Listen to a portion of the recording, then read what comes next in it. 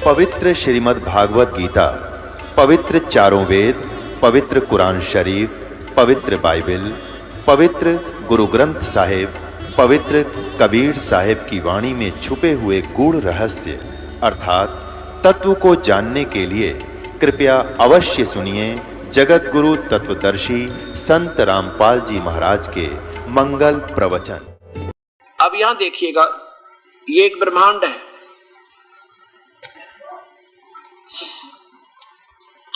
अब इस पवित्र गीता जी को जब आप समझ लोगे ना ढंगते हैं, फिर तो आपको समझ में आ जाओगी। आप आ जाओगे इस दास के पास, जैसे गीता में लिखा कि उस संत ने ढूंढ ले भाई, ना तेरा उद्धार कति नहीं।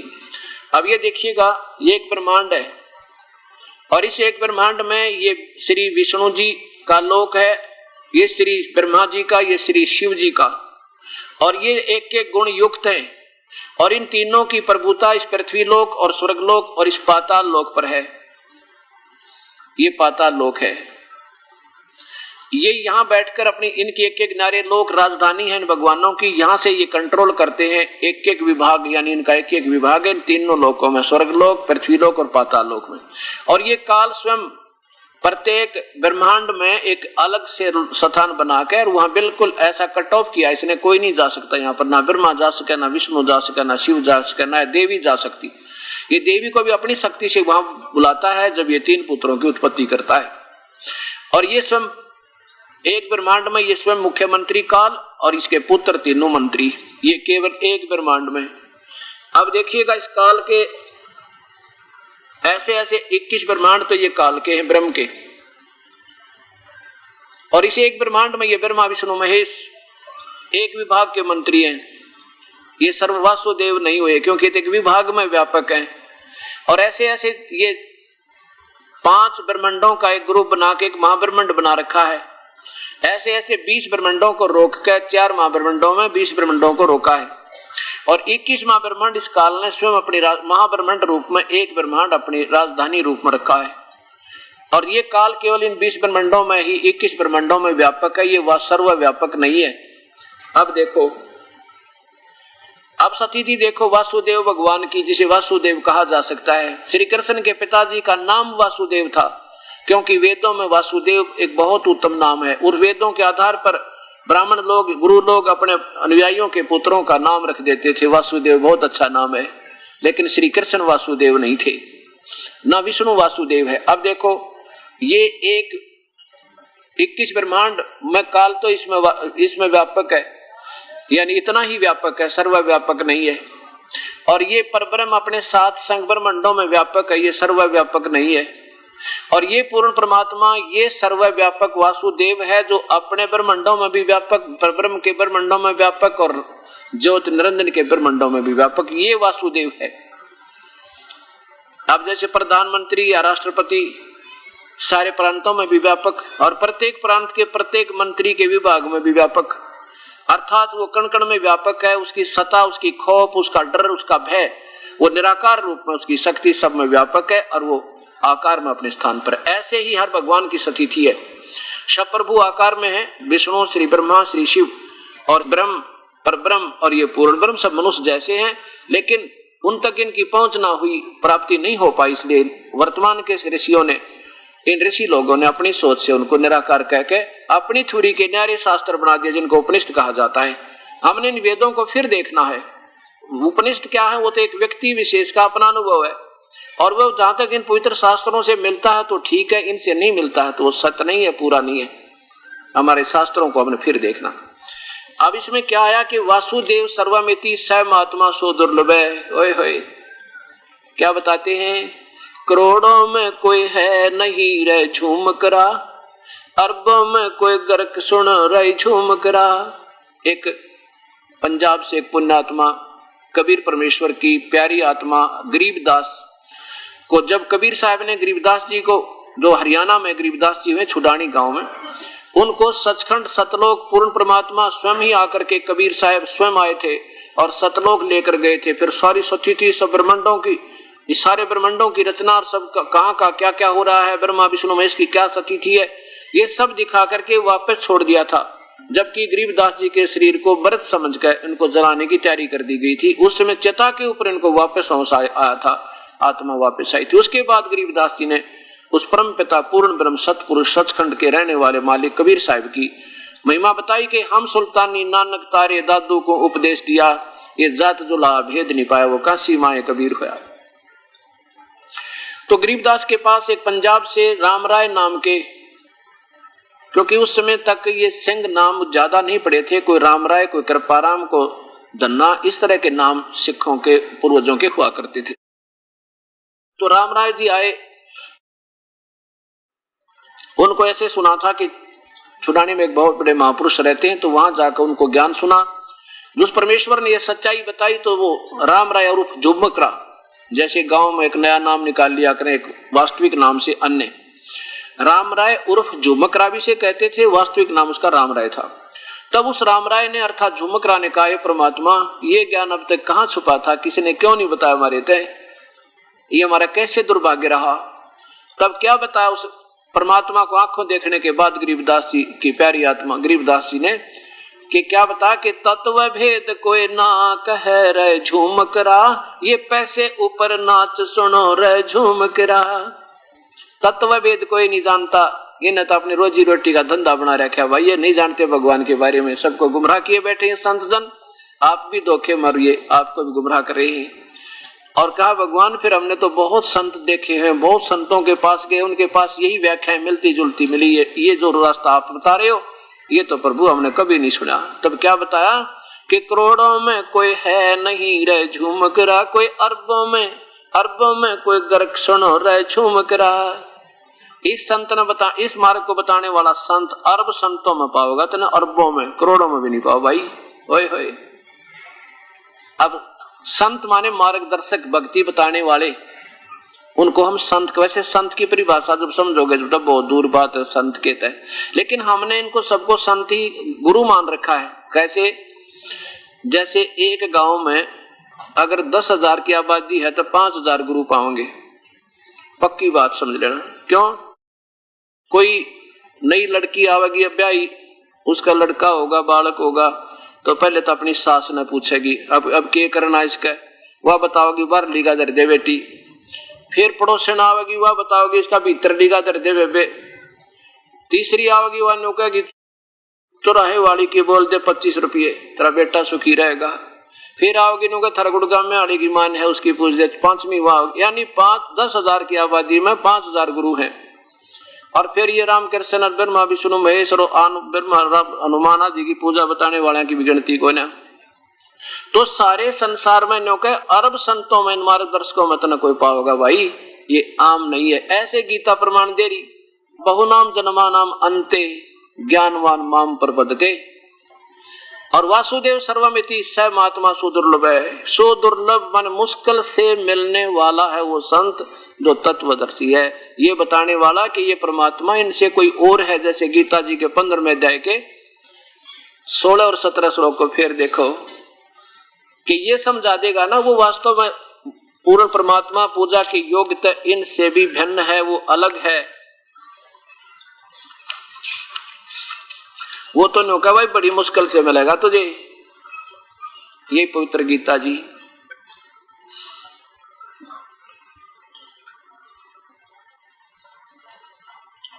गीता प्रेस गोरखपुर से प्रकाशित है, अध्याय नंबर 15 का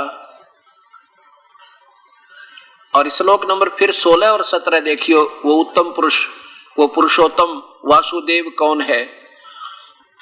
16वें श्लोक में है कि द्वौ माने दो, इमौ माने इन, दो में कौन कौन से में, लोके माने दो लोकों में कौन कौन से में, ये क्षर पुरुष और अक्षर पुरुष। पुरुषौ, ये पुरुषौ शब्द दो स्थान पर लगता है, ये दो का बोध कराता है पुरुषौ, ये संस्कृत का नियम होता। द्वौ पुरुषौ, अक्षर पुरुष और पर अक्षर, क्षर पुरुष और अक्षर पुरुष। क्षर पुरुष ये नासवान ब्रह्म, अक्षर पुरुष ये पर ब्रह्म। और इसी प्रकार दो सती थी इन दोनों के लोकों में। जीवात्मा तो अविनाशी है और शरीर, स्थूल शरीर इन सभी प्राणियों का, चाहे देव है, चाहे कोई महादेव है, चाहे ब्रह्मा है, चाहे विष्णु, चाहे शिव, चाहे राजा और रंक, चींटी और हाथी, इन सब के स्थूल शरीर तो नासवान है और ये आत्मा इनकी अविनाशी है, दोनों के स्थान। और तीसरा परमात्मा इन दोनों से न्यारा है, जिसमें रहने वाले प्राणियों का शरीर भी अजरो अमर और वो परमात्मा भी अजरो अमर है। वो तो परमात्मा इन दोनों से न्यारा है। अब देखो 16वां श्लोक की हिंदी देखिए इन महापुरुषों की। इस महापुरुष ने ये यहां जहां तक इनकी बुद्धि काम करती रही, ज्ञान था, बहुत अच्छा सोल्यूशन करने की चेष्टा की, और जहां इनकी बुद्धि में वो सत्ज्ञान नहीं आया तो इनको इन्होंने गोलमोल कर दिया। इस संसार में नाशवान और विनाशी है। नाशवान और विनाशी भी दो प्रकार के पुरुष हैं। दो प्रकार के पुरुष माने पर पुरुष लिख दिया इन्होंने, भगवान लिखना था। दो प्रकार के भगवान है। ये इसी प्रकार इनके दोनों के लोकों में संपूर्ण प्राणियों के शरीर नाशवान और जीवात्मा अविनाशी कहा जाता है। और 17 में मैं कमाल कर दिया कि वास्तव में पुरुषोत्तम वो वासुदेव भगवान सर्वव्यापक प्रभु यानी सही पूर्ण परमात्मा तो इन दोनों से भी न्यारा है। उत्तम पुरुष है तो अन्य, उत्तम पुरुष है अन्य परमात्मा इति उदाहरत है, जिसको भगवान कहा जाता है वो तो और है, इन दोनों से भी न्यारा है। और ये लोकतर में अविश्य विभर्ति अवय ईश्वर जो तीनों लोकों में प्रवेश करके सबका धारण पोषण करता वो अविनाशी भगवान है।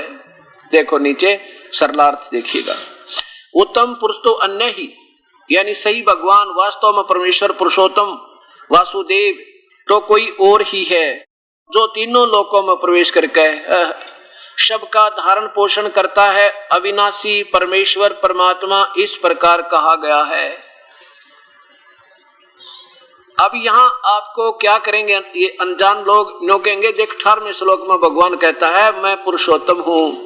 अब देखो 18वें श्लोक में 15वें अध्याय के 18वें श्लोक में क्या कहता है ये काल कि मैं तो क्षर पुरुष नाशवान हूं। इसको पहले देखिए अध्याय नंबर 4 का और श्लोक नंबर 5, तब आपके याद रचेगी यह दास की कथा जो आपको बताना चाहता है। अध्याय नंबर 4 का श्लोक नंबर ये 5 है। हे परंतम अर्जुन, मेरे और तेरे बहुत से जन्म हो चुके हैं, उन सबको तू नहीं जानता मैं जानता हूं। अर्थात गीता बोलने वाला भगवान तो नाशवान है, ये अजरो अमर अविनाशी है ही नहीं। इसके भी मृत्यु जन्म और इनके उपासक के भी जन्म और मृत्यु होते रहते हैं। इसलिए क्या लिखा है कि जिन्होंने वेदों को पढ़ा और वेदों के अनुसार इन्होंने मुझे मालिक मान लिया, पुरुषोत्तम मान लिया, क्योंकि मैं मेरे अंतर्गत जो 21 ब्रह्मांड में जितने भी प्राणी चाहे वो स्थूल शरीर में है चाहे जीवात्मा रूप में, उनसे तगड़ा हूं मैं। अब मुख्यमंत्री अपने नीचे के सभी अधिकारियों से, आम व्यक्ति से और मंत्रियों से तगड़ा है, लेकिन वो सर्वव्यापक नहीं है, वो पूर्ण नहीं है। फिर भी ऐसा कहना चाहे कि लोक वेद होता सुना सुनाया ज्ञान जो शास्त्र में प्रमाणित ना हो और किसी व्यक्ति विशेष की अपनी सोच से जो क्षेत्र कुछ एरिया उस पर आधारित हो, उसको लोक वेद कहते हैं। क्या बताता है ये गीता बोलने वाला भगवान? यही गीता जी के अध्याय नंबर 15 का और श्लोक नंबर ये देखो इधर 18, 17 आपने पहले सुन लिया। क्योंकि मैं नाशवान जड़ वर्ग अक्षेत्र से अतीत हूं, इनसे तगड़ा हूं जो मेरे अंतर्गत आते हैं, और अविनाशी जीव आत्मा से भी उत्तम हूं, इनसे तो उत्तम हूं मैं, मेरे अंतर्गत जितने प्राणी आते हैं। इसलिए मुझे इस लोक वेद के आधार पर, लोके वेदे लोक वेद के आधार पर मुझे मैं पुरुषोत्तम नाम से प्रसिद्ध हूं, लेकिन मैं पुरुषोत्तम नहीं हूं। मुझे तो लोक वेद के आधार पर, सुने सुना ज्ञान के आधार पर, क्योंकि मैं इन तो तगड़ा हूं जो मेरे अंतर्गत आते 21 ब्रह्मांड में, इसलिए मुझे पुरुषोत्तम प्रसिद्ध हो रहा हूं। पर मैं पुरुषोत्तम नहीं हूं, वो पुरुषोत्तम था कोई और है, वो वासुदेव तो कोई और। अब ये सिद्ध हो गया। अब आगे देखो 20, 21, 22 और 23। अब जो भक्त आत्मा प्यारी आत्मा पहले दिन आता है तो यूं सोचेगा कि इस महाराज जी का जो अपने लिए ठीक है ना, जो गीता जी के श्लोक वो सेट कर रखे हैं और आगे बाकी ना सुनाता जहां इसके जो ना सेट नहीं होंगे इसके ज्ञान के आधार पर। ऐसा नहीं, इस भ्रम को निवारण करने के लिए ये थोड़ा सा और आपको सुनाऊंगा। अब 7वें अध्याय का 19वां श्लोक सुन लिया और 20, 21, 22 इसका लिंक कहां से है? 12, 13, 14, 15 तक क्या कहा भगवान ने कि इन तीनों गुणों तक की पूजा, अन्य देवताओं की पूजा मूर्ख लोग करें।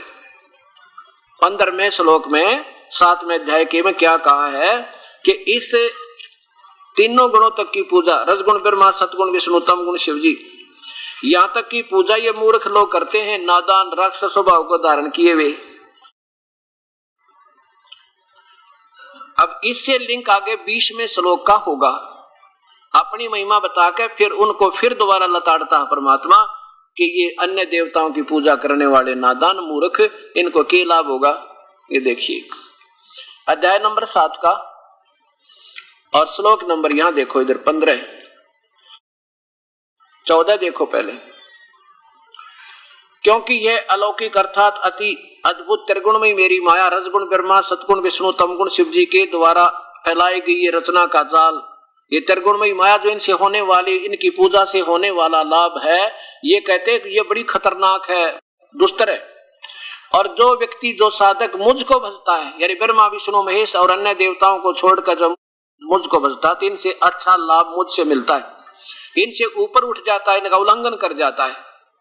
जैसे मुख्यमंत्री कहे कि तुम आन दूसरे अधिकारियों या इन मंत्रियों के पास जाते हो, मेरे पास आ जाओ, इनसे अच्छा तो मैं लाभ दे दूंगा। लेकिन कुछ ऐसे काम हैं जो इस मुख्यमंत्री के बस के भी कोई ना, वो कहेगा ये प्रधानमंत्री करेगा, भाई मेरी पावर से बाहर है।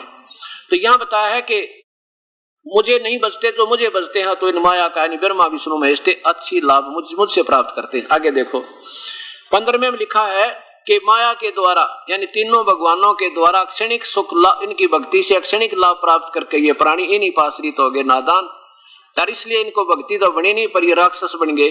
ओए होए, माया के द्वारा जिनका ज्ञान हरा जा चुका है, राक्षस स्वभाव, असुर स्वभाव को धारण किए हुए, राक्षस स्वभाव को धारण किए हुए मनुष्यों में नीच, ओए होए, और दुष्कर्तिन माने भक्ति के बुरे कर्म करने वाले, दूषित कर्म करने वाले मूर्ख लोग मुझे नहीं बजते, माम न प्रपदन्ते, मुझको नहीं बजते अर्जुन, मुझको नहीं बजते, यानी मेरी पूजा नहीं करते। ये तीन नीचे के देवताओं की, ब्रह्मा विष्णु महेश और इनके नीचे की भक्ति करते, ये मूर्ख लोग राक्षस स्वभाव को धारण किए हुए। अब इससे लिंक आगे है कहां का, इससे आगे लिंक है 20वें श्लोक तक। अब इससे पहले कल भी आपको उदाहरण दिया था, आज फिर बताता हूं कि जैसे भगवान शिव की पूजा की थी रावण ने, और उस तमोगुण की इतनी पूजा की थी शिव की कि अपने यहां से गर्दन काट के, गर्दन नहीं दोनों हाथ भी काट के और समर्पण कर दिया था। क्योंकि उस रावण जैसी सैक्रिफाइस आत्मा ने, उस डिवोटी आत्मा ने संत ठीक ना मिला, गुरु ठीक ना मिला, और उसने जैसे गुरु ने आदेश दिया बेटा ये शिव ही पूर्ण परमात्मा है, इसकी तू भक्ति कर ले, ओम नमः शिवाय, ओम नमः शिवाय करके, और उसने इतनी भक्ति कर ली जो आज के शिव के उपासक तो 70 जन्म नहीं कर सकते, और उसने अपना सिर भी चढ़ा दिया भगवान के चरण। उसका जितना वर्क डन, जो सैक्रिफाइस किया, उतना फल भगवान शिव ने दे दिया, सोने की लंका दे दी, बैठा ठम ठाठ कर दिए, और फिर इनकी पूजा से बुद्धि भ्रष्ट में बना रहे को नहीं, अपनी ही माता का अपहरण कर लिया, सीता ने उठा लिया, और सब ने समझाया मानना नहीं, मूर्ख, और इससे बुरा कर्म और क्या करेगा जो शास्त्र विरुद्ध साधना की उसने। तो ऐसे ही राक्षस स्वभाव को धारण किया इसने, ये तमोगुण की उपासना से राक्षस स्वभाव को धारण किए हुए मनुष्यों में नीच दूषित कर्म करने वाले मूर्ख लोग ब्रह्म साधना भी ना करते, मेरी भक्ति भी ना करते। ऐसे ही हिरण्यकशिपु ने ब्रह्मा की रजोगुण की पूजा करके सिद्धि शक्ति लेकर राक्षस कहलाया, कुत्ते वाली मौत मरा। ऐसे रावण कुत्ते वाली मौत मरा और गधा बना। अब क्या बताते ये नादान संत, नो कहे रावण को पता था राम के हाथों में मैं स्वर्ग जाऊंगा, इसे नीच आत्मा ने, और स्वर्ग की कहां स्थान गधे को, जिसने इसे जुल्म किए, 100 झोटे मांस खाया करता, 100 मटके दारू के पिया करता एक दिन में, कसाई बताओ। क्योंकि शास्त्र साधना ठीक ना होते थे, ये जीव जो है बेचारे अपना पथ भ्रष्ट होकर बुरे हो गए, नहीं तो आत्मा बुरी नहीं, जय नरा ठीक मिल जाता है। तो अब मार्ग जब ठीक मिल जाए, आप देख लेना जब सारे संसार में फिर सतयुग ना हो जाता है, क्योंकि उस परमात्मा से हमारा लिंक हो जाएगा जो हमें धन दे, भाग से ज्यादा भी दे, हमारे पाप कर्म काट दे, फिर हमने ना लूटने की जरूरत पड़े, ना किसी ने ठगने की आवश्यकता पड़े, ना बुद्धि हमारी खराब हुए, हमारे सारे काम सरे, और हमें ज्ञान हो जाके ज्यादा नहीं चाहिए, केवल इतना चाहिए जिसने काम चल जा, ये सब छोड़ के जाना है। बच्चे हैं अपने, वो अपने भाग पाओगे, उनसे ज्यादा नहीं मिलेगा चाहे हम कितने प्रयत्न कर लें। ये संविधान बोल रहे हैं हम, इसलिए ज्यादा पाप भी कर जाते हैं जिसका हमने फिर भोग भोगना पड़ता है। अब ऐसे ही विश्वामित्र ने भगवान विष्णु की साधना करके और अच्छा दाऊ मैं तो पाया, और अपने साथी वशिष्ठ मुनि के 100 पुत्रों की बालका की कसाई की तरह हत्या कर दी, 100 बच्चों की। तो ये तीनों गुणों के उपासक कहते राक्षस स्वभाव को धारण किए हुए रजगुण ब्रह्मा, सतगुण विष्णु, तम गुण शिव जी के उपासक को गीता बता रही है, दास नहीं बता रहा। अगर इसमें कोई गलत हो तो फिर से करने संतजन प्रार्थना करता हूं, और दास से कोई गलती हो जाए या कोई गलत टिप्पणी होगी हो तो मैं हाथ जोड़ कर क्षमा याचना करूंगा और अभी सुधार लूंगा अपनी को, और ताकि मेरे द्वारा दिए गए मार्ग से कोई आगे आने वाले समय में ये भोली आत्मा फिर भ्रमित ना हो जाए, मैं दोषी ना हो जाऊं। क्योंकि हमने शास्त्र आधार से बात करनी है, कोई करेगा तो, और शास्त्र से अलग कोई अपनी टिप्पणी बताएगा हमें स्वीकार्य नहीं है, उससे कोई बात नहीं होगी। तो कहने का भाव ये है मेरा कि अब क्या बताया है कि इनसे अच्छी तो मेरी भक्ति, इनसे मेरी ना करते, और मेरी भी घटिया अपनी भी गलत बताई भगवान ने। क्योंकि चुनक जैसे ऋषि ने समर्पण कर दिया ओम नाम के जाप करके, दुर्वासा जैसे ऋषि ने ओम नाम का जाप करके ब्रह्म साधना करके सिद्धियां पाली, भगवान ना पाया। क्योंकि वेदों में वर्णित विधि से प्रभु प्राप्ति नहीं है, ये गीता जी के अध्याय नंबर 11 का श्लोक नंबर 48 प्रत्यक्ष प्रमाण देता है। ये भी आपको बता दूं, अध्याय नंबर 11 का श्लोक नंबर 46, 47, 48, और इससे पहले आपको 32 नंबर श्लोक सुनाकर फिर आगे चलेंगे। ये देखिए वही पवित्र गीता जी। अब इस पवित्र शास्त्र को समझने के लिए हमने थोड़ा सा तो धैर्य चाहिए, और फिर आप देखिएगा कितना निर्मल ज्ञान आपके हृदय में समा होगा। अध्याय नंबर 11 का श्लोक नंबर 32 देखो, इसमें गीता बोलने वाला भगवान कहता है मैं काल हूं। 32 में लिखा है कि लोकों का नाश करने वाला बड़ा हुआ महाकाल, ये काल है, काल, काल माने काल हूं, अस्मि मानो इस समय इन लोकों को नष्ट करने के लिए प्रवृत्त हुआ हूं। इसलिए जो प्रतिपक्ष की सेना में सचित योद्धा लोग हैं वो तेरे बिना, यानी तू ना लड़ेगा तो भी मार दूंगा इनको, तो युद्ध नहीं करेगा, तेरे ये वे सब तेरे बिना भी नहीं रहेंगे, अर्थात तेरे युद्ध करने न करने से भी इन सब का नाश हो जाएगा। अब आगे ये कहना मैं काल हूं, ब्रह्म ये काल है। और ये देखो 46वें श्लोक में ये ब्रह्म जो है ये 1000 भुजा का भगवान है, और ब्रह्मा विष्णु महेश केवल 4 भुजा के भगवान है, और इनकी मां दुर्गा ये 8 भुजा की है। अब सुनो प्रेमतः, ये अध्याय नंबर 11 का श्लोक नंबर 46 में अर्जुन आंखों देखा बता रहा है कि मैं वैसे ही आपको मुकुट धारण किए हुए तथा गदा और चक्र हाथ में लिए हुए देखना चाहता हूं। इसलिए हे विश्वरूप, हे विश्वरूप, हे विराट रूप, सहस्र बाहो, सहस्र बाहो का अर्थ होता 1000 भुजा के भगवान, सहस्र 1000, इन्होंने 1000 नहीं लिखा, ये गोलमोल कर गए, सहस्र ही लिख दिया। 1000 भुजा के भगवान आप उसी चतुर्भुज रूप में आइए, क्योंकि अर्जुन उसको श्री कृष्ण और उर्फ विष्णु समझ रहा था, और वो कहे मैं विष्णु नहीं, मैं तो काल हूं, मैं तो ये 1000 भुजा का भगवान है, ब्रह्मा विष्णु महेश 4 भुजा के भगवान है। अब 47 में देखो, हे अर्जुन, अनुग्रह पूर्वक मैंने अपनी योग शक्ति के प्रभाव से ये मेरा परम तेजो में सबका आदि सीमा रहित विराट रूप तुझको दिखलाया है, जिसे तेरे अतिरिक्त दूसरे किसी ने पहले नहीं देखा था। 48 में देखो क्या लिखा है, हे अर्जुन, ये है मेरा वास्तविक रूप, ब्रह्म का रूप, ये है काल है ये, और वेदों में केवल ब्रह्म तक की साधना है। क्या बताता है कि मेरी वेदों में वर्णित विधि से मेरी प्राप्ति नहीं हो सकती, मेरे दर्शन नहीं हो सकते, भगवान नहीं मिले। क्या बताया कि हे अर्जुन, मनुष्य लोक में इस प्रकार विश्व रूप वाला मैं, एवं रूप यानी ये रूप मेरा, न तो वेदों में वेद यज्ञ अध्ययन ना तो वेदों में वर्णित विधि से वेद यज्ञाय अध्ययन, ना तो वेदों में वर्णित विधि से, ना यज्ञ से, ना तप से, ना जप से, ना किसी क्रिया से मुझे कोई प्राप्त नहीं कर सकता। अर्थात वेदों में वर्णित विधि से प्रभु तो मिलता नहीं, लेकिन स्वर्ग, महास्वर्ग, सिद्धियां, 84 लाख योनियां, फिर गदा, ये तो जरूर मिल जाती है। ये देखो, इस प्रकार विश्व रूप वाला मैं वेदों में और यज्ञों के अध्ययन से, न दान से।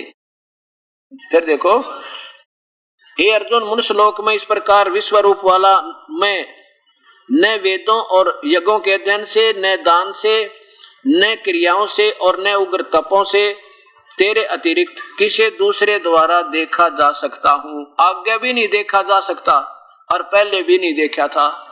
और कृष्ण जी तो उनके साथ खड़े थे, अर्जुन रोज देखा करता। अगर श्री कृष्ण बोल रहे होते तो ये काल बोल रहा है, ये ब्रह्म बोल रहा है।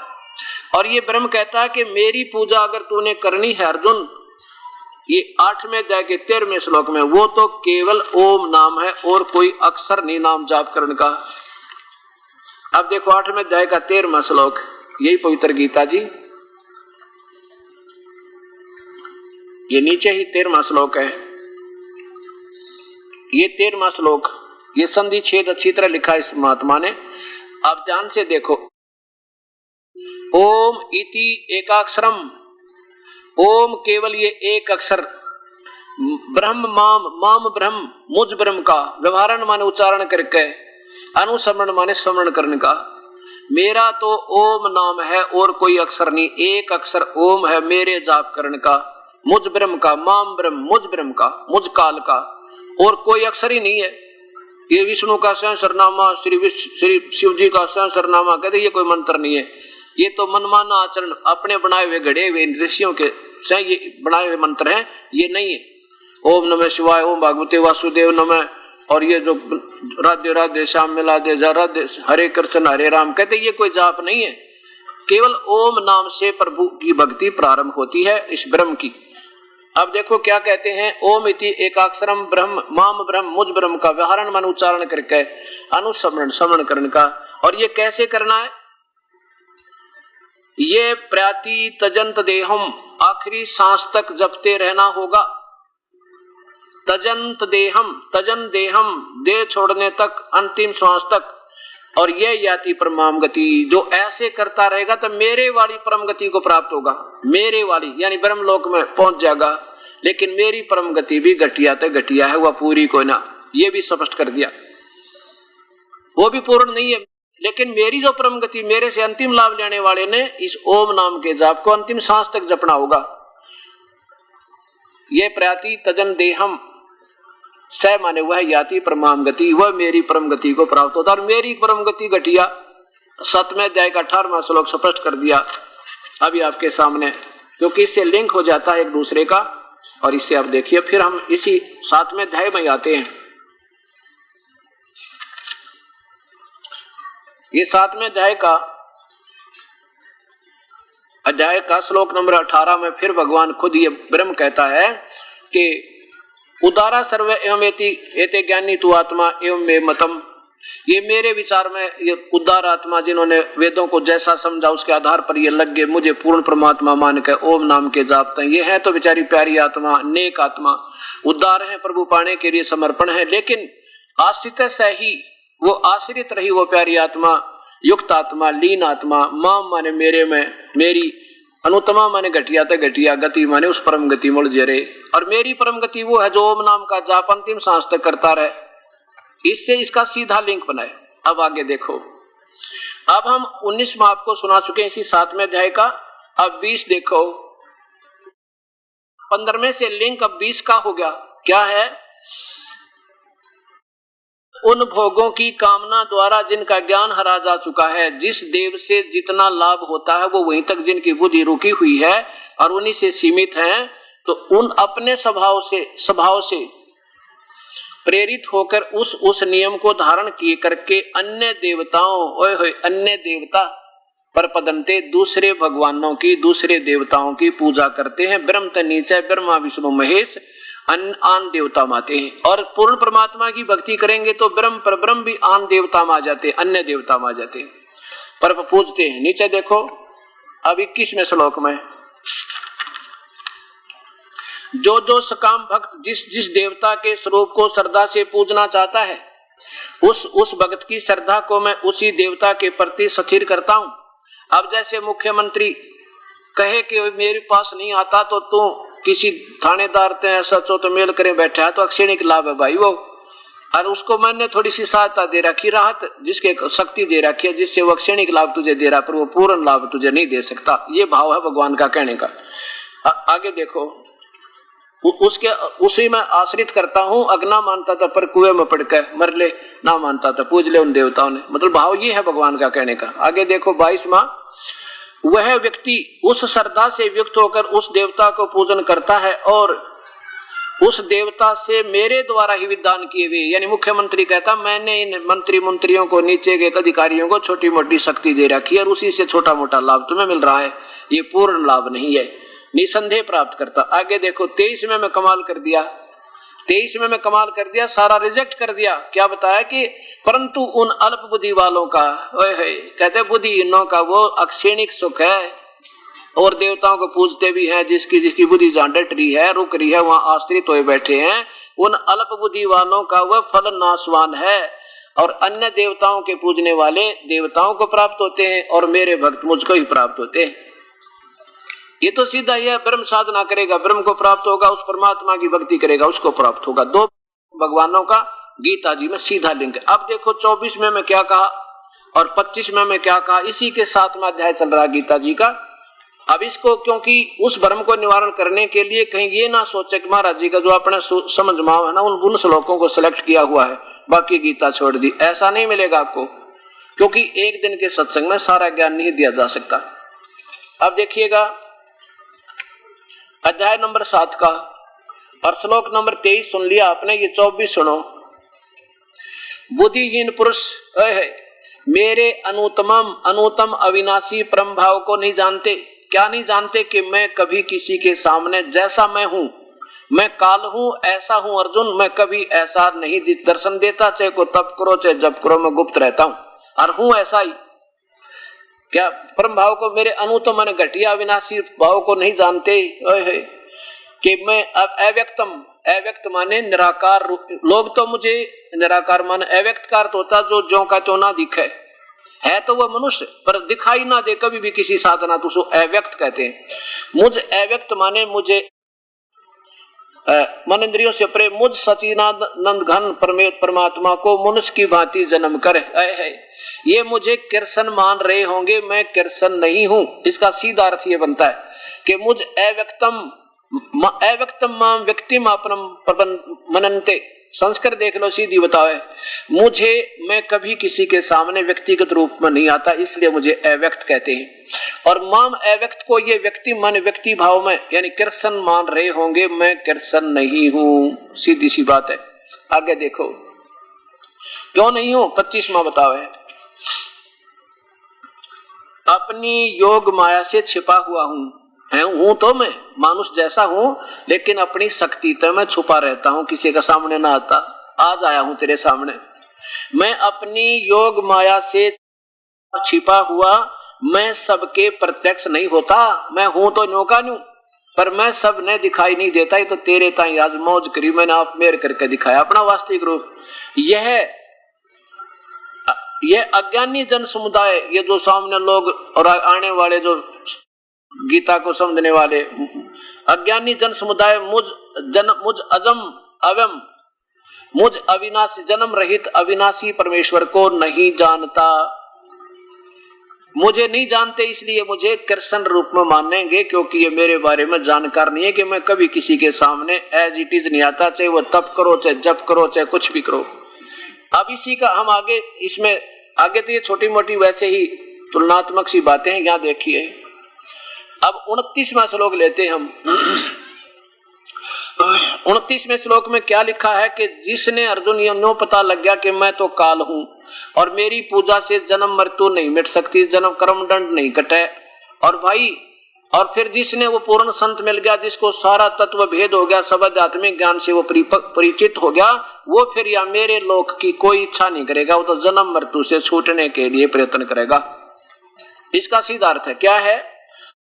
29 में कहा कि जरा मरण मोक्षाय माम आश्रित है यतंती, ये मेरे इस ज्ञान पर आश्रित होकर जो जन्म मरण के लिए मोक्ष के लिए ही प्रयत्न करते हैं, वे कौन हैं? उन्होंने उस परमात्मा को समझ लिया, जान लिया और सारे आध्यात्मिक को समझ लिया, वो ही यहाँ से जन्म मृत्यु से छूटने का प्रयत्न करते हैं। बिल्कुल स्पष्ट कर दिया।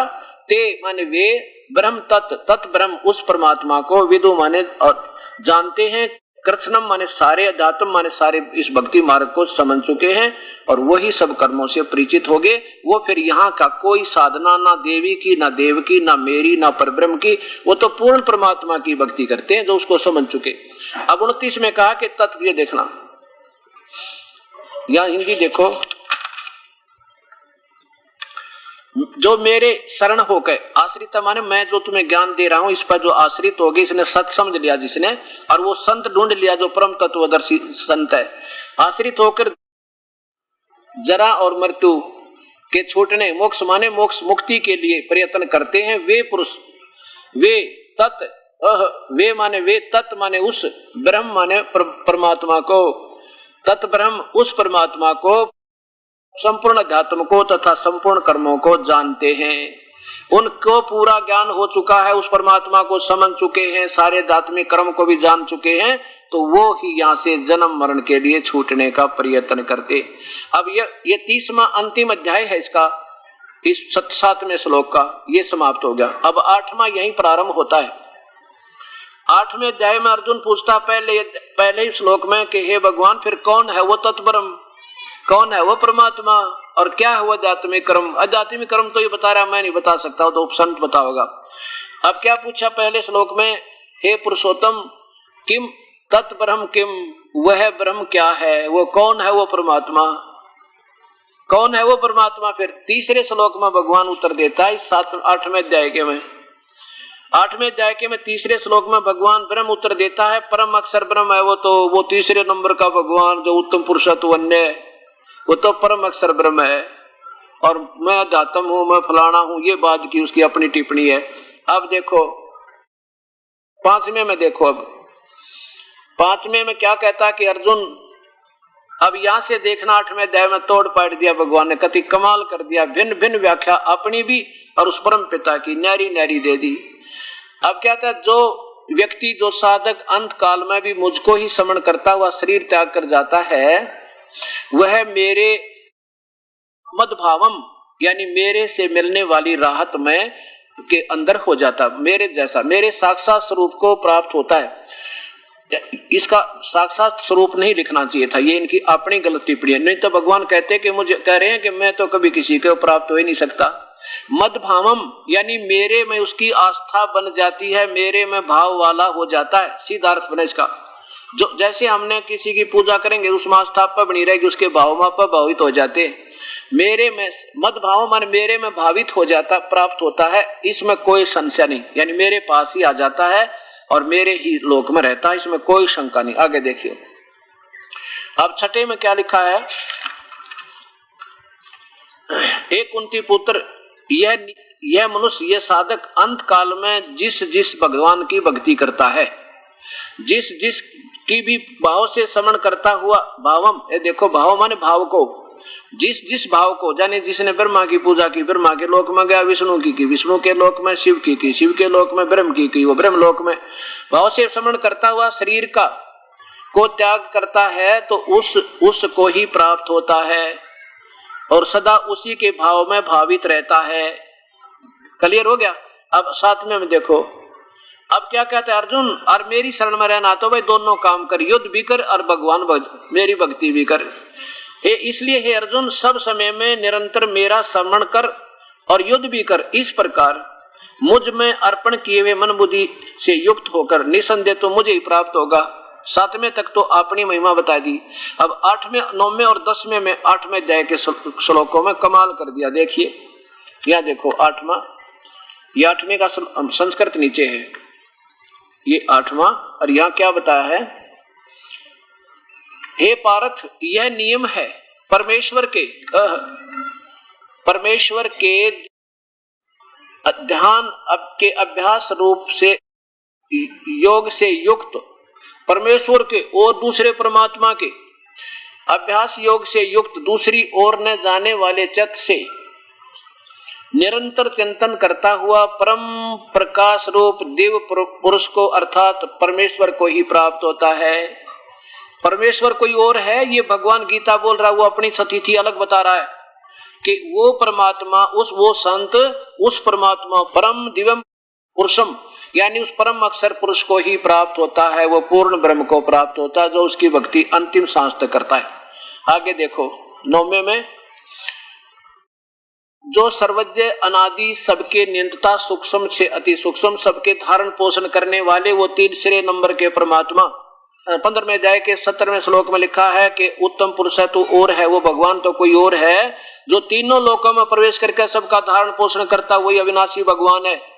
यहाँ उसी का प्रमाण है कि जो सर्वज्ञ अनादि सबके नियंता सूक्ष्म से अति सूक्ष्म सबके धारण पोषण करने वाले अचिंत स्वरूप सूर्य के सदृश नित्य चेतन प्रकाश रूप अविद्या से अति प्रे सच्चिदानंद घन परमेश्वर का स्मरण करता है। जो व्यक्ति उस परमेश्वर का स्मरण करता है अंत समय में 8वें अध्याय के, और ये नंबर 10 आपके सामने है, उससे लिंक है, फिर लीजिए एक बार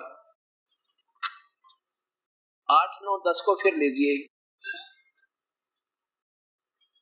ये 8वें अध्याय का यहाँ से प्रारंभ, इसकी संस्कृत। ये पारथ, ये नियम है कि परमेश्वर के ध्यान अभ्यास रूप से योग युक्त हो गया, परमात्मा में जो नाम वो संत न तत्वदर्शी उसका अभ्यास बताओगा, और उस तरह जो करता हुआ अभ्यास योग से युक्त दूसरी ओर न जाने वाले चित्त से, यानी और देवता नहीं पूजे, किसी और में श्रद्धा ना रखे, निरंतर चिंतन करता हुआ परम प्रकाश रूप दिव्य पुरुष को अर्थात परमेश्वर को ही प्राप्त होता है। अपनी तो पहले बता दी, मेरी तो भक्ति करेगा मेरे पास रहेगा, और उसकी करेगा तो उसको प्राप्त होता है। आगे देखो 9वें में लिखा है कि जो परमात्मा, जो परमेश्वर सर्वज्ञ यानी वो सबका जानने वाला, अनादि सबसे पहले वाला, जैसे वो मूल रूप भगवान, सबके नियंता सूक्ष्म से अति सूक्ष्म सबके धारण पोषण करने वाले अचिंत स्वरूप, सबके धारण पोषण करने वाले अभी आपको बताया वो 15वें अध्याय के 17वें श्लोक में। और सूर्य के सदृश नित्य चेतन प्रकाश रूप अविद्या से अति प्रेत सच्चिदानंद घन परमेश्वर का स्मरण करता है, वह अब लगातार है तीनों श्लोक 8, 9, 10 8वें अध्याय के, वह व्यक्ति भक्ति युक्त पुरुष साधक, उस परमात्मा की भक्ति करने वाला साधक योग बल से भ्रकुटी के माध्यम से प्राणों को अच्छी प्रकार स्थापित करके फिर निश्चल मन से स्मरण करता हुआ उस परमात्मा तम ब्रह्म तत्ब्रह्म यानी तम उस दिव्य रूप परम पुरुष परमेश्वर को ही प्राप्त होता है। स्पष्ट हो गया। कति दो भगवानों की नारी नारी व्याख्या। ब्रह्म अपने लिए बता रहा है कि मेरी पूजा करता तो मेरे पास आएगा, उसकी पूजा करेगा उसके पास जाएगा। और लेकिन इन देवी देवताओं की तीनों गुण, रजगुण ब्रह्मा, सतगुण विष्णु, तम गुण शिव जी, और इसे नीचे की पूजा तो मूर्ख लोग करें। उन बुद्धिहीनों का तो अक्षणिक सुख है, वो तो कति ना करनी चाहिए।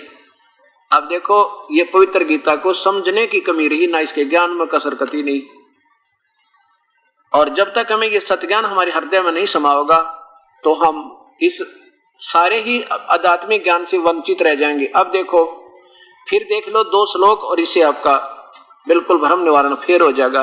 15वें अध्याय का 4थे श्लोक में ये काल भगवान कहता है कि जब तुझे वो पूर्ण संत मिल जावे और सारे ब्रह्मांडों और संसार रूपी वृक्ष को समझाने वाला परम संत मिल जाए, उससे उपदेश प्राप्त करके फिर उसके ज्ञान को प्राप्त करके फिर उसके पश्चात उस परम पिता परमेश्वर को 15वें अध्याय का ये देखो यहां ले 4था श्लोक, उसके पश्चात उस परम पद रूप परमेश्वर को भली भांति खोजना चाहिए जिसमें गए हुए भक्त आत्मा पुरुष जन्म मरण में नहीं आते, जन्म मृत्यु नहीं होता, फिर लौटकर संसार में नहीं आते, और जिस परमेश्वर से इस पुरातन संसार रूपी वृक्ष की प्रवृत्ति यानी सब ब्रह्मांडों की रचना जिसने की है, विस्तार को प्राप्त हुई है, उसी आदि पुरुष नारायण की योय हुए उस परम देव परमेश्वर की मैं शरण हूँ, उसके अधीन हूँ मैं भी उसका दास हूँ, उसकी शरण में हूँ। स्पष्ट लिखा आपके सामने।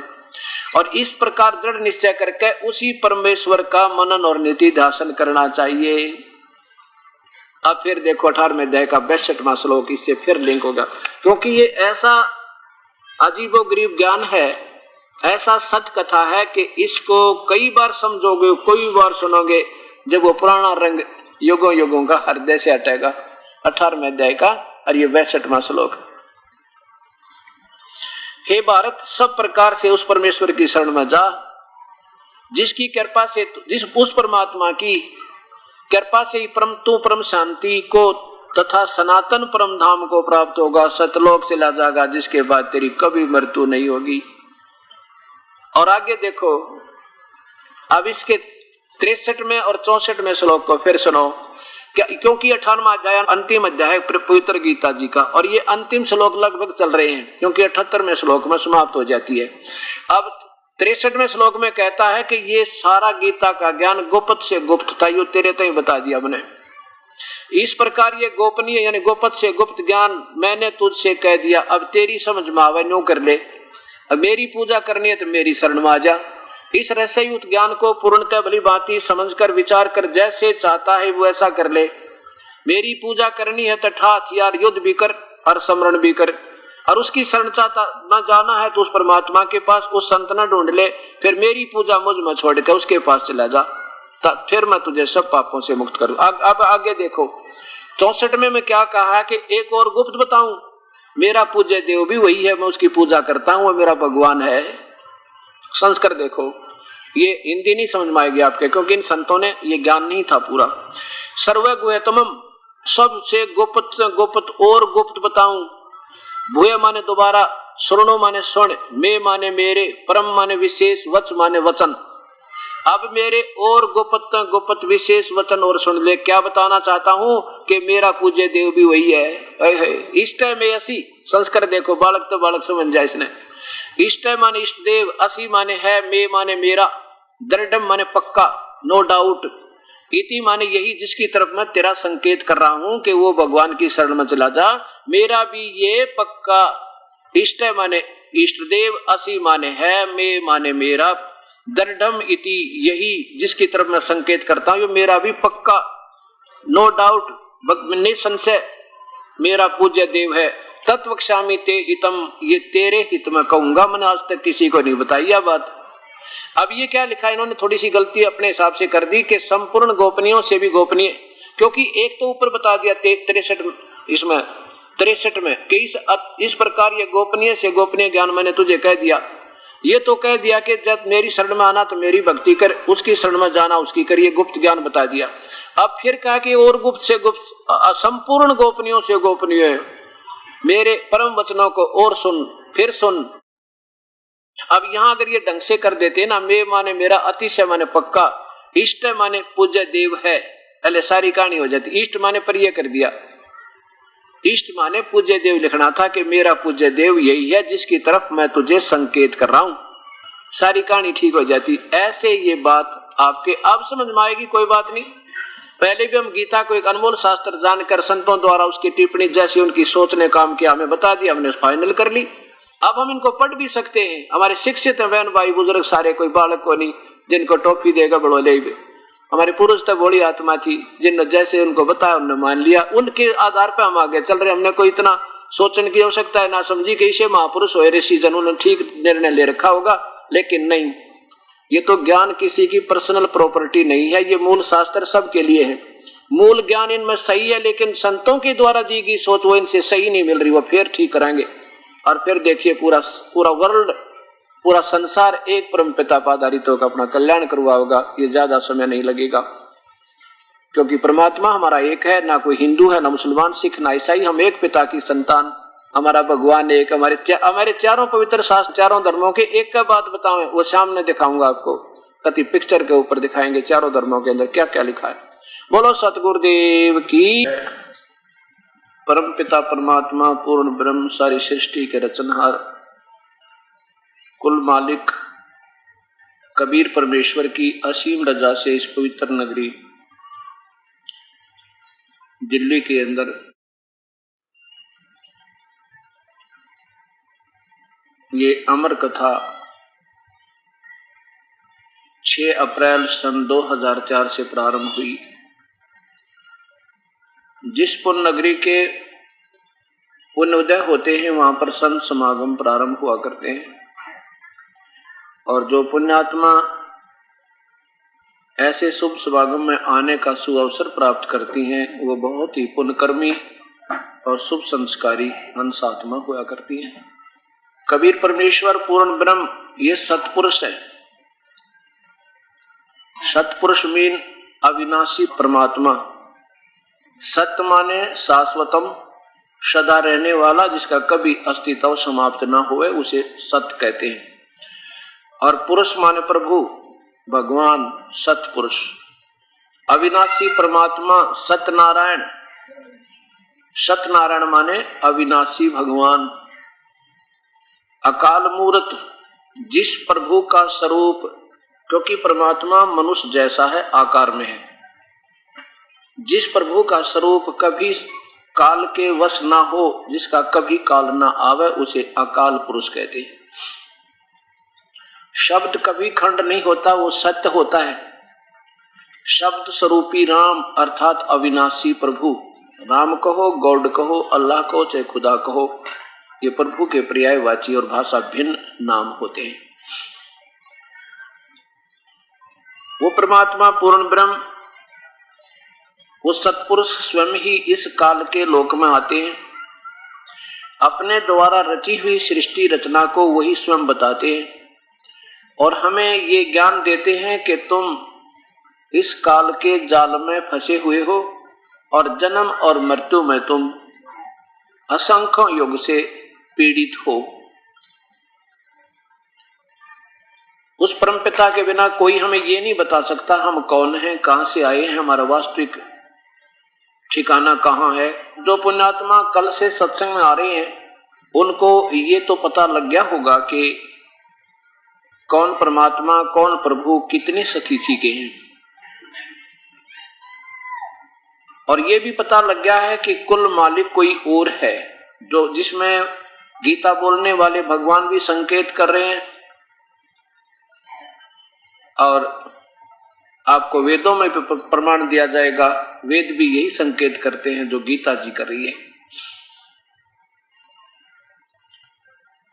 वो परमात्मा कौन है, कैसा है, कहां है, उसकी प्राप्ति कैसे हो सकती है, ये भी जानकारी इस 4 दिन के सत्संग में आपको बहुत कुछ दी जाएगी। वो परमेश्वर पूर्ण ब्रह्म स्वयं ही आकर के एक दास बनते हैं, स्वयं ही भक्त बनते हैं और स्वयं ही परमात्मा का रोल भी करते हैं। वो हमें क्या समझाना चाहते हैं कि लौट सको तो लूटियो, राम नाम की लूट, पीछे फिर पछताओगे, प्राण जहांगे छूटे। लूट सको तो लूट लो, राम नाम की लूट। अब जब ये राम नाम आता है तो हिंदू समाज के भक्त आत्माओं के हृदय में भगवान श्री रामचंद्र जी की तरफ आस्था बढ़ जाती है कि ये राम जो है वही राम जो भगवान श्री राम को हम राम मान लेते हैं। देखो, पहले हमने राम की परिभाषा से परिचित होना पड़ेगा, प्रभु की परिभाषा से। राम कहते किसे हैं? राम एक शक्ति बोधक शब्द है। उसे राम कहो चाहे साहेब कहो, अल्लाह कहो, भावे गॉड कहो, रब कहो चाहे खुदा कहो, ये एक भाषा भिन्न और पर्यायवाची शक्ति बोधक शब्द है। जैसे एक प्रांत में मुख्यमंत्री होता है, उसके अंतर्गत कई मंत्रीगण होते हैं। मंत्री भी साहेब है, मुख्यमंत्री को भी मुख्यमंत्री साहेब कहा जाता है। और प्रधानमंत्री जो कई एक मुख्यमंत्रियों के ऊपर पावर होती है, शक्ति होती है, वो प्रधानमंत्री भी साहेब कहलाता है और राष्ट्रपति को भी साहब कहते हैं।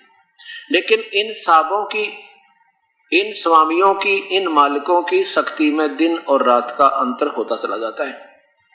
ठीक इसी प्रकार 3 लोक के भगवान ब्रह्मा विष्णु महेश हैं।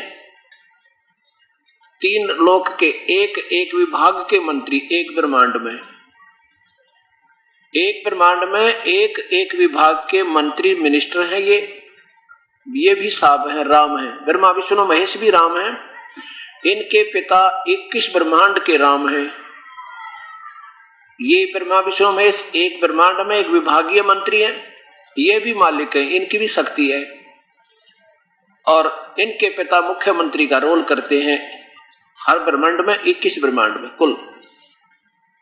ये 21 ब्रह्मांड का ये काल राम है, ब्रह्म राम है, ब्रह्म साहिब है।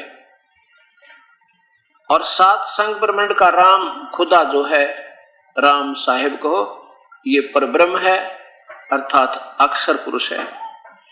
और असंख्य ब्रह्मांड का और साथ में इन काल के 21 ब्रह्मांडों का, साथ में परब्रह्म के 7 संग ब्रह्मांड के ऊपर भी और अपने भी असंख्यों, कुल मिलाकर इन्फिनिटी असंख्य ब्रह्मांडों का कुल राम, कुल मालिक वो पूर्ण ब्रह्म है, सतपुरुष है।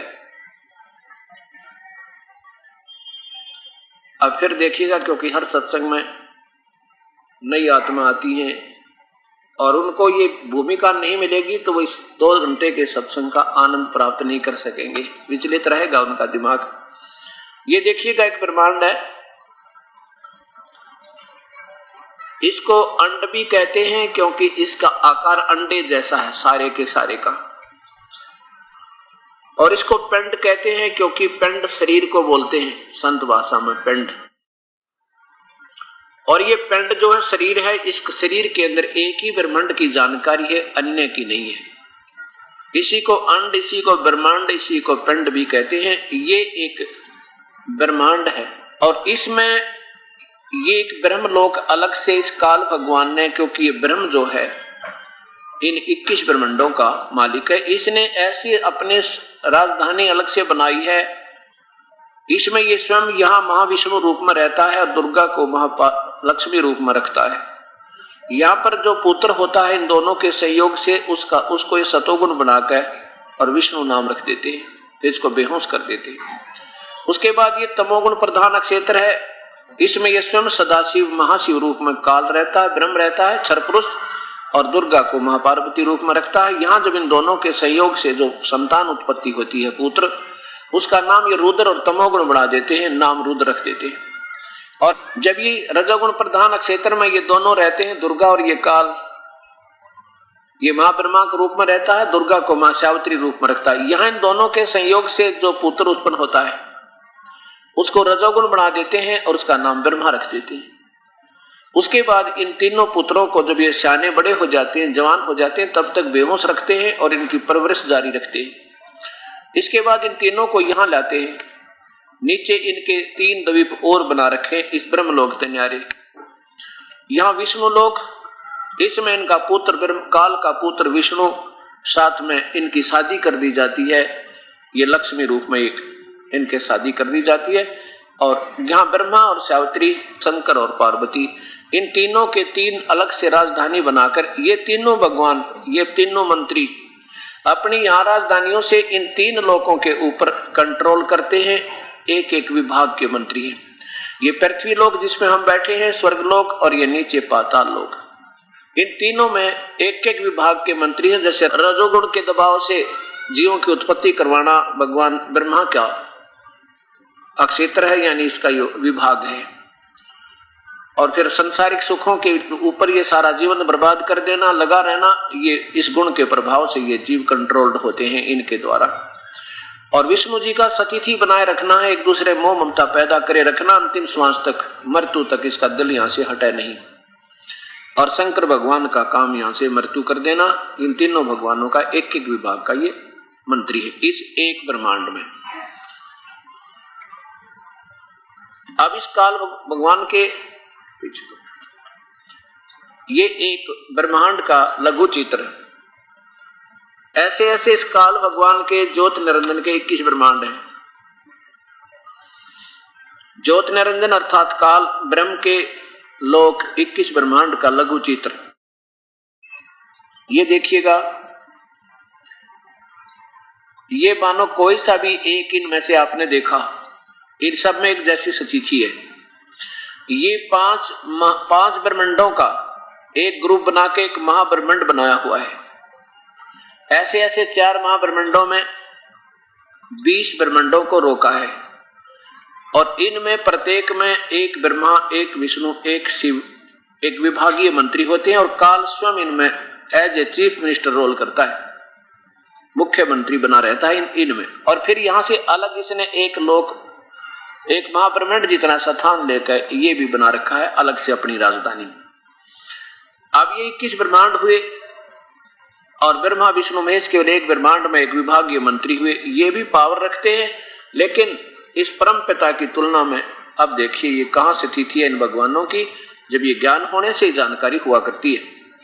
अभी आपने देखा ये ज्योत निरंजन काल के 21 ब्रह्मांड ये हैं, और जिसमें इस एक ब्रह्मांड में किसी एक में लीजिए ब्रह्मा विष्णु महेश एक विभाग के मंत्री, एक एक विभाग के, और ये 7 संग ब्रह्मांड, ये ब्राउन कलर जो दिखाई देता है इसमें छोटी छोटी टिक्कियां नजर आती है बिंदी सी, ये जो है ये 7 संग ब्रह्मांड इस परब्रह्म के हैं, अक्षर पुरुष के, और ये कुल मालिक असंग ब्रह्मांड इस पूर्ण ब्रह्म के, सतपुरुष के, कबीर परमेश्वर के, कबीर देव के असंग ब्रह्मांड है।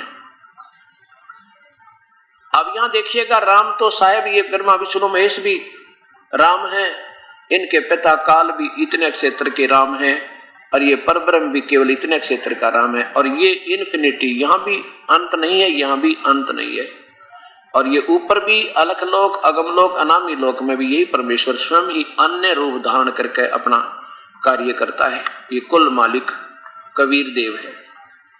अब ये समझ में आया कि पहले तो कबीर साहब कहते हैं राम नाम रटते रहो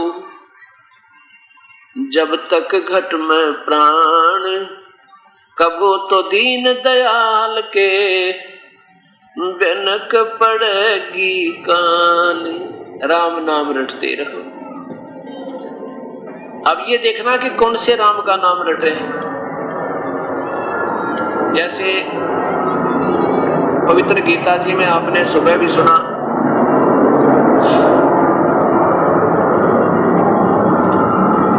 आपने कल भी सुना, और आंखों देखा भी अपने इस प्रोजेक्टर के ऊपर के 7वें अध्याय के 12 से लेकर 15 और 20 से लेकर 23 श्लोकों में स्पष्ट किया है कि तीनों गुण रजगुण ब्रह्मा, सतगुण विष्णु, तमगुण शिव जी की पूजा नादान व्यक्ति करते हैं, और अन्य देवताओं की पूजा भी मूर्ख लोग करते हैं, क्योंकि उनका अक्षणिक सुख प्राप्त करके शीघ्र ही विनाश को प्राप्त हो जाते हैं। फिर ये ब्रह्म गीता बोल रहा है, कहता है कि मेरी भक्ति भी अनुत्तम है, लेकिन और देवताओं से मेरी अच्छी है, 1000 गुना अच्छी है। ब्रह्मा विष्णु महेश से तो ब्रह्म साधना 1000 गुना अच्छी है, लेकिन मेरी भक्ति भी अनुत्तमाम, घटिया तो घटिया, क्योंकि जन्म मृत्यु मिटे नहीं, कर्म दंड कटे नहीं, तो फिर क्या भक्ति हुई, कुछ भी को ना। फिर बताया कि परब्रह्म की भक्ति भी अनुत्तम है, क्योंकि वो विनाशवान है, लेकिन अविनाशी परमात्मा कोई इन दोनों से, परब्रह्म और परब्रह्म से भी कोई और है, वही पूजा के योग्य है। गीता बोलने वाला भगवान कहता मैं भी उसी की पूजा करता हूं। तो उस राम की पूजा हमने करनी है जिसकी सभी करते हैं,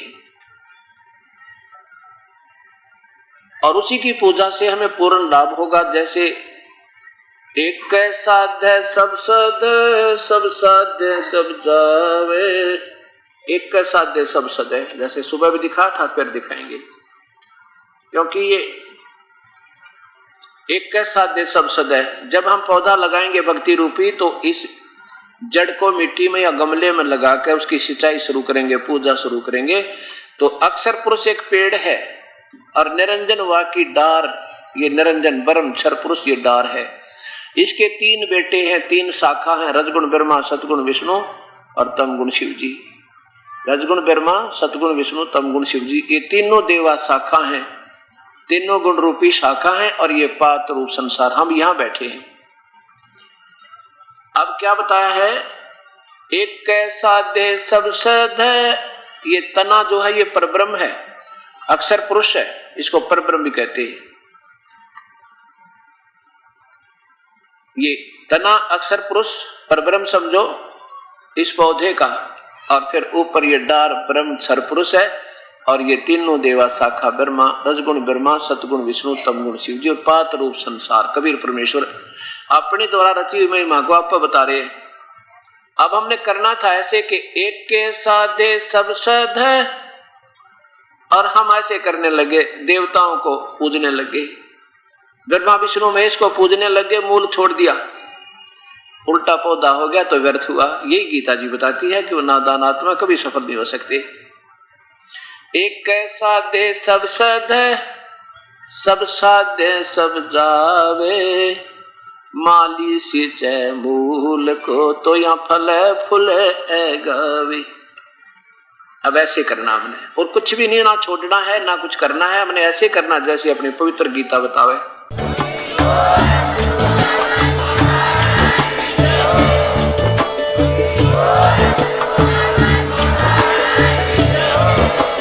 आप सुन रहे थे जगत गुरु तत्वदर्शी संत रामपाल जी महाराज जी के मंगल प्रवचन। अधिक जानकारी के लिए विजिट कीजिए हमारी वेबसाइट www.jagatgururampalji.org। संत रामपाल जी महाराज जी के शुभ आशीर्वाद से पूरे विश्व भर में 500 से भी ज्यादा नाम दीक्षा केंद्र हैं, जिन पर संत रामपाल जी महाराज जी द्वारा ऑनलाइन निशुल्क नाम दीक्षा दी जा रही है। अपने नजदीकी नाम दीक्षा केंद्र का पता करने के लिए संपर्क करें 8222880541।